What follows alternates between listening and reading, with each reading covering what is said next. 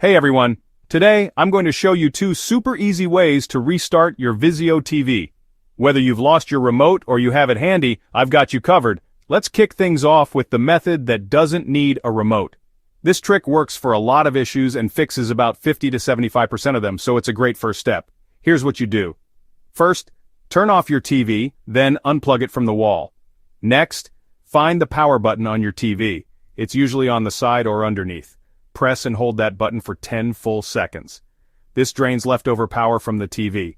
After that, let go of the button and wait for 2 minutes. Just set a timer and relax. Once time's up, plug the TV back in and turn it on. If it's still not working right, you can try the same steps again and this time wait longer, like 30 minutes instead of just 2. Sometimes that extra time makes a difference. Now, if your TV turns on and the screen works but it's still acting weird, let's try the other restart method, which does require the remote. First, turn on your TV, then press the menu button.